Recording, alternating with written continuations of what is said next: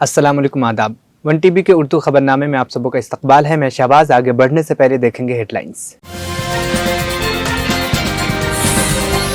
वजीर कोंडा सिरेखा के खिलाफ शिकायत, हरीफों की पीसीसी क़यादत से मुलाकात। हारून यूसुफ का दिल्ली के एलजी से राशन कार्ड की तहकीकात का मुतालिबा। मल्लिकार्जुन खड़गे का जम्मू कश्मीर में रियासती दर्जे की बहाली का अज़्म। जनूबी लिबनान में इजरायली फिजाई हमलों में 16 अफराद हलाक। अब खबरें तफसील से। तेलंगाना हुकूमत ने हैदरा को ग्रेटर हैदराबाद म्यूनिसिपल कॉरपोरेशन और रियासती अवामी असासों की हिफाजत के लिए मजीद इख्तियारात फराहम कर दिए हैं, जबकि हैदरा की कानूनी हैसियत पर चैलेंजेस अभी भी जारी है। ये फैसला उस वक्त किया गया जब तेलंगाना हाईकोर्ट ने हैदरा के कमिश्नर से गैर कानूनी इकदाम के बारे में सवालात उठाए थे। नए इख्तियारात के तहत हैदरा को कानूनी इकदाम से निमटने, हुकूमती इमलाक की हिफाजत और गैर कानूनी तामीरात के खात्मे का इख्तियार हासिल होगा। आबपाशी और शहरी फराहमी के वजीर एन उत्तम कुमार रेड्डी ने ओहदेदारों को हिदायत दी है कि वो श्री सैलम लिफ्ट बैंक कनाल टनल के काम को तेज कर दे, जिसका मकसद सितंबर 2026 तक प्रोजेक्ट की तकमील है। यह बयान उन्होंने जलसोदा में देवराकुंडा और मिरियालगोंडा असम्बली हलकों में आबपाशी मंसूबों के जायजे इजलास के दौरान दिया। वजीर कोंडा सिरेखा के आबाई जिले से हरीफों ने हैदराबाद में पीसीसी क़यादत के पास उनके खिलाफ शिकायत दर्ज कराई है। वरंगल के मुत्तहिद जिले में कांग्रेस के अंदर बढ़ती हुई दुश्मनी के पेश नजर कुछ एमएलए और सीनियर लीडरों ने बुध को पीसीसी सरबराह महेश कुमार गौड़ और एआईसीसी इंचार्ज दीपा दास मुंशी से मुलाकात की। वजीर के मुख्तलिफ तनाजात और अवामी इमेज पर मनफी असरात के बाद हरीफों ने इसे वरंगल में अपने असर और रसूख को कम करने का मौका समझा। हाल ही में केसोकुंडा में दशहरा के दिन फ्लैग पोस्टरों में अपनी क़यादत की तस्वीर की नुमाइश पर सिरेखा के हामियों और पार्टी के एमएलए प्रकाश रेड्डी के दरमियान झड़पों ने मजीद इख्तलाफात को जन्म दे दिया था। दिल्ली के साबिक वजीर बराए खुराक व शहरी तरसील हारून यूसुफ ने मुतालबा किया है कि दिल्ली के लेफ्टिनेंट गवर्नर आम आदमी पार्टी हुकूमत के जानिब से 14.64 लाख दरखास्त दहिंदगान को राशन कार्ड देने की वजूहात की तहकीकात कराएं। उन्होंने ये भी कहा है कि सिर्फ 90,000 अफराद के मामले की तहकीकात काफी नहीं है, बल्कि इस बेजाब्तगी में मुलविस वज़रा, लीडरान और हुक्काम के खिलाफ फौजदारी मुकदमात भी दर्ज कराई जाए। हाल ही में दिल्ली के एलजी वीके सक्सेना ने दिल्ली के चीफ सेक्रेटरी को आप हुकूमत के जानिब से 90,000 गरीब लोगों को राशन कार्ड जारी न करने की मुबैना नाकामी की तहकीकात का हुक्म दिया। आप हुकूमत ने इस इल्जाम को बेबुनियाद, बदनीयती पर मबनी और झूठा करार दिया है। हारून यूसुफ ने दिल्ली प्रदेश कांग्रेस कमेटी के दफ्तर राजीव भवन में ऑल इंडिया कांग्रेस कमेटी के तर्जुमान आलोक शर्मा के साथ प्रेस कॉन्फ्रेंस से खिताब करते हुए कहा है कि 2013 में कांग्रेस के इख्तियार छोड़ने के बाद दिल्ली में तकरीबन 35 लाख राशन कार्ड होल्डर्स थे, जबकि अब ये तादाद तकरीबन निस्फ रह गई है। उन्होंने इल्जाम लगाया कि केजरीवाल हुकूमत ने जानबूझकर कोई नया राशन कार्ड जारी नहीं किया। लोगों से खिलवाड़ की जा रही है। ये जो 90,000 राशन कार्ड जिनकी लेफ्टिनेंट गवर्नर साहब ने कहा है कि इनको इंक्वायरी होगी, ये तो 90,000 हैं, लेकिन 11 लाख राशन कार्ड पिछले 10 साल से लोग वंचित हैं। जो फूड सिक्योरिटी एक्ट आया था, अगर आपको याद हो या कांग्रेस के बारे में आप उस समय का जाने, तो हम लोग 72 लाख लोगों को 2 रुपए किलो गेहूं और 3 रुपए किलो चावल देते थे। और जो लोग कवर नहीं हो पाए थे, जो फूड सिक्योरिटी एक्ट का आर्टिकल 7 है, उसमें जो कवर नहीं हुए थे, तो स्टेट गवर्नमेंट्स को ये कहा गया था कि आप उनको पैसा दे सकते हैं। इसीलिए हमारी सरकार ने, शीला जी ने और हमने मिलकर अंत्योदय योजना शुरू की थी। और अंशश्री अंत्योदय योजना का मकसद ये था कि जो डिफरेंस मार्केट प्राइस और जो राशन की प्राइस में है, वो हर व्यक्ति के खाते में डाला जाएगा। आज 11 लाख लोगों को राशन कार्ड नहीं मिल रहे। इन्होंने पिछले 10 साल में लोगों से ड्रामा करते रहे कि आप अपना फॉर्म भरिए। गरीब आदमी किसी मुसीबत में करके फॉर्म भरता था, उसके भी पैसे लेते थे। बहुत सारी जगह इस तरह की शिकायतें आई थी। लेकिन आज 10 साल बीत जाने के बाद भी एक व्यक्ति को फूड सिक्योरिटी एक्ट का कार्ड नहीं मिला, जबकि वो कार्ड राशन के साथ साथ इसलिए भी आवश्यक है कि अगर आप अपना इलाज किसी प्राइवेट उसमें कराना चाहते हैं, तो आप आसानी से 20 लाख 22 लाख तक का इलाज वो कार्ड को दिखा के करा सकते हैं।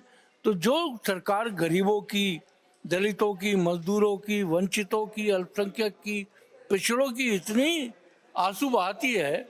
वो सरकार जो है वो इस तरीके से बिल्कुल गैर जिम्मेदार तरीके से जो चल रही है, केवल नारे और रोने की कहानियां।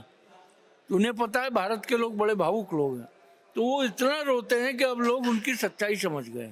जो ये लंदन कह के आए थे और आज दिल्ली को ऐसा बना दिया, किसी गांव में हम रह रहे हैं जिसके अंदर कोई अफसर नहीं है, कोई एडमिनिस्ट्रेशन नहीं है। हम ये दिल्ली को दिल्ली बनाएंगे जो पोल्यूशन से दूर होगी, जहाँ पर ट्रांसपोर्ट सिस्टम बेहतरीन होगा, जहाँ पर ट्रैफिक की व्यवस्था होगी, जहाँ सड़कों पे धूल उड़कर लोगों के लंग्स और फेफड़ों को खराब नहीं करेगी। ये तो खाली नाटक करते हैं कि बच्चों के फेफड़े काले हो रहे हैं। तो आज तक आपने क्या किया 10 साल में? आज भी सड़कों पे धूल उड़ती है। जब पॉल्यूशन आता है आप देखेंगे 6-6, 7-7 लोग एक तख्ती लेके खड़े हो जाते हैं अरविंद केजरीवाल जी का फोटो लेके। मैं पूछना ये चाहता हूँ कि बजाय ये तख्तियां घुमाने के और अपने इश्तिहार करने के, कोई ये इश्तिहारी सरकार है कि केजरीवाल जी को देखते रहो पॉल्यूशन के लिए लड़ रहे हैं, और वो गरीब लोग गर्मी में नौजवान लड़के लड़कियां सड़कों पर खड़े रहते हैं। उससे क्या फायदा? फायदा तब होगा जब आप दिल्ली की जो डस्ट है उसका सोल्यूशन करोगे, जब मलबा जो हर जगह पड़ा है उसको हटाओगे आप, जब ट्रांसपोर्ट सिस्टम के ऊपर आप पैनी नज़र रखोगे, जब आप ट्रांसपोर्ट में चाहे वो डीटीसी का स्टाफ हो, आप मार्शलों के लिए तो आंसू बहा रहे हैं जिनको आप ही ने निकाला, लेकिन डीटीसी के कंडक्टर और ड्राइवर रो रहे हैं, वो डेली वेज पे हैं, एडॉक है, उन्हें परमानेंट करो। तो दिल्ली की हालत सुधारने में केवल हम ये ऐलान करते रहे फलानी चीज़ फ्री और फलानी चीज़ फ्री, दिल्ली में सुधार क्या हुआ है? स्कूलों का वही हाल है।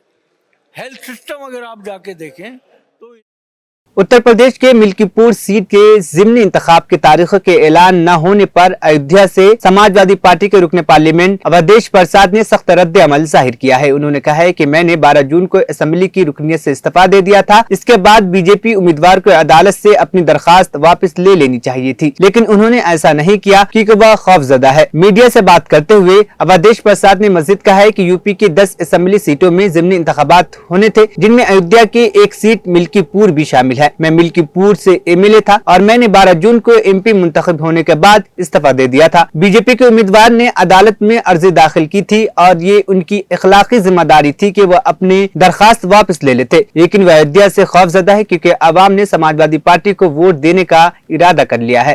उत्तर प्रदेश में 10 विधानसभाओं पर उपचुनाव होने हैं, जिसमें हमारी सीट जिस पर हम विधायक थे, जनपद अयोध्या की मिल्कीपुर विधानसभा सीट की, जिस पर हम विधायक थे, और मैंने जो है 12 जून को इस्तीफा दिया, जिस इस्तीफे को माननीय विधानसभा अध्यक्ष महाना जी ने स्वीकार कर लिया 13 तारीख को, और उसी दिन माननीय हमारे राष्ट्रीय अध्यक्ष जी ने भी इस्तीफा 12 तारीख को दिया था, उनका भी 13 तारीख को मंजूर हो गया था, नोटिफिकेशन हो गया, और इसकी सूचना उत्तर प्रदेश के चुनाव आयुक्त को भी और संबंधित जिलाधिकारियों सबको दे दी गई। ये वैकेंट सीट हो गई, और एक सज्जन ने जो हमारे मुकाबले चुनाव हारे थे, उन्होंने रिट दायर कर दिया था, और रिट उस समय इन्फेक्शुअस हो गई जिस समय हम चुनाव जीत गए, और जिस समय सीट वैकेंट हो गई तो रिट इन्फेक्शुअस हो गई। हाँ, चुनाव जीतने पर, और चुनाव जीतने के बाद विधानसभा मिल्कीपुर से एमएलए का इस्तीफा देने के बाद, विधायक का इस्तीफा देने के बाद वैकेंट हो गई, और वैकेंट घोषित हो गई, तो जो भी रिट है वो in the I of law ये इन्फेक्शुअस हो गई। अब जब इन्फेक्शुअस हो गई तो जिसने रिट किया था, भारतीय जनता पार्टी का जो उम्मीदवार था, हारा है, और चर्चा है संभावित उम्मीदवार इस बाई इलेक्शन में भी होता, तो उसकी एक मॉरल ड्यूटी थी कि जब मैंने इस्तीफा दे दिया, सीट जो है इन्फेक्शियस हो गई और इस्तीफा दिए हुए आज 4 महीने से ज्यादा हो गया, जोड़ लें आप 13 जून को वो हुआ है, तो जून, जुलाई, अगस्त, सितंबर, अक्टूबर 4 महीने से ज्यादा हो गया। तो उसका मॉरल ड्यूटी थी कि वो अपना रिट वापस ले लेता। जब ये जाना कि इन्फेक्शियस हो गई तो रिट वापस नहीं लिया। अब सुनते हैं रिट वापस ले रहे हैं, तो हमारी तो मॉरल विजय हो गई। और अब क्यों नहीं लिया, उनकी रणनीति है कि डर रहे हैं, ये सीट बड़ी इंपॉर्टेंट सीट हो गई है। इसकी चर्चा जो है बीजेपी के लोगों ने राष्ट्रीय विधानसभा बना दिया है, क्योंकि अयोध्या से जुड़ी हुई है, ये माननीय अखिलेश यादव से जुड़ी हुई है, अवधेश प्रसाद कार्यकर्ता से जुड़ी हुई है। तो इसकी चर्चा देश और दुनिया में हो रही है और उसी क्षेत्र का ही मिल्कीपुर है, तो इसीलिए। और माननीय योगी जी 4 बार कार्यक्रम लगाए, 1 दर्जन से ज्यादा मंत्री उनके 1 महीना से, लेकिन जनता टच से मस नहीं है। पूरा डिसाइड है कि हमें तो समाजवादी पार्टी को जिताना है, साइकिल पर बटन दबाना है, इंतजारी केवल है चुनाव आयोग कब चर्चित घोषित करे, कब मौका मिले कि हम साइकिल के बटन दबा करके और अवधेश प्रसाद के बेटे अजीत प्रसाद को चुनाव ऐतिहासिक जीत करें, जिससे कि जिस तरह से अवधेश प्रसाद को जिताया तो देश और दुनिया में चर्चा हो रही है, उसी तरह से अजीत प्रसाद को जिताकर एक इतिहास बनाना चाहती है वहां की महान जनता, वहां के देवतुल्य मतदाता। तो ये डर है, इसलिए नहीं किया। और हमारे नेता ने कह ही दिया कल कि जंग जो टाला जंग हारा। माननीय अखिलेश जी ने कह दिया जो जंग टाला वो जंग हारा, तो वो हार गए हैं और हमारी नैतिक जीत हो गई है। निश्चित तौर से आने वाला चुनाव जो होगा बहुत बड़े वोटों से समाजवादी पार्टी जीतेगी। हमारा बेटा अजीत बहुत बड़े वोटों से एक इतिहास कायम करेगा और क्षेत्र का विकास और निर्माण, आपसदारी, भाईचारा को कायम करेगा। लोगों को के बीच रह करके राजनीति नहीं करेगा, बल्कि सेवा करेगा, क्षेत्र का उत्थान और विकास करेगा। सुप्रीम कोर्ट के दूसरे सबसे सीनियर जज जस्टिस संजीव खन्ना आइंदा chief justice of India CJI हो सकते हैं। मौजूदा सीजेआई डी.वाई. चंद्रचूड़ ने इस सिलसिले में मरकज से सिफारिश की है। अगर मरकजी हुकूमत ये सिफारिश मंजूर कर लेती है तो जस्टिस खन्ना 10 नवंबर को ये अहदा संभाल लेंगे, जिसके साथ ही वह मुल्क के 51वें सीजेआई होंगे। डी.वाई. चंद्रचूड़ 10 नवंबर को सीजेआई के ओहदे से सुबुकदोश होंगे। जस्टिस खन्ना इस ओहदे पर 13 मई 2025 तक बरकरार रहेंगे, यानी वह इस वकार ओहदे की जिम्मेदारी तकरीबन 6 महीने तक अदा करेंगे। कांग्रेस सदर मल्लिकार्जुन खड़गे ने कहा है कि जम्मू कश्मीर के रियासती दर्जे का बहाली को जल्दी यकीनी बनाया जाएगा। उन्होंने ये बात बुध को शेर कश्मीर इंटरनेशनल कन्वेंशन सेंटर के बाहर नामनिगारों से गुफ्तगू करते हुए कही। खड़गे ने खुशी का इजहार करते हुए कहा है कि हमें खुशी है कि हमारा अलायंस पार्टनर वजीर आला बन गया है और जम्मू कश्मीर में काफी अरसे के बाद जमहूरियत बहाल हुई है। हम जल्द ही जम्मू कश्मीर के रियासती दर्जे की बहाली को यकीनी बनाएंगे। देखिए, उनको मुबारकबाद देने के लिए यहाँ आया हूँ। हमारे को बड़ी खुशी हो गई। हमारी अलायंस पार्टनर के नेता ने आज चीफ मिनिस्टर बना। बहुत दिन के बाद डेमोक्रेसी यहाँ एस्टैब्लिश हुई है और इस डेमोक्रेसी को जिंदा रखने के लिए और संविधान के तहत सरकार चलाने के लिए ये एक मौका मिला है। हम जरूर इसको स्टेटहुड दिला के रहेंगे।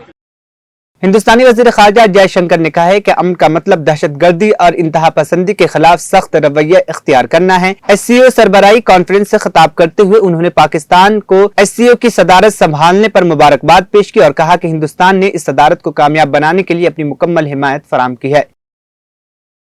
जुनूबी लिबनान के नबातिया शहर में हुकूमती इमारतों पर इजरायली फिजाई हमले के नतीजे में 16 अफराद हलाक हो चुके हैं और 52 दीगर जख्मी हो गए हैं। ये इत्तला लिबनान की वजारत सेहत ने बुध के रोज दी। वजारत सेहत ने एक्स पर जारी करदा बयान में कहा है कि ताज़ा तरीन एदाद शुमार के मुताबिक नबातिया के वुस्त में वाक़े 2 इंतजामी इमारतों पर होने वाले हमलों में ये हलाकतें हुई है।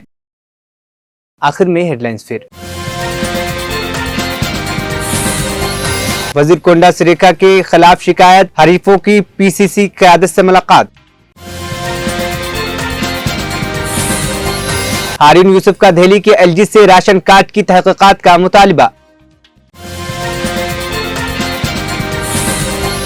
मल्लिकार्जुन खड़गे का जम्मू कश्मीर में रियासती दर्जे की बहाली का अज़्म। जुनूबी लिबनान में इजरायली फिजाई हमलों में 16 अफराद हलाक। 1TV उर्दू खबरनामा यहीं पर इख्तिताम पसीद हुआ। मुझे दीजिए इजाजत, फिर होगी कल मुलाकात। अल्लाह हाफिज।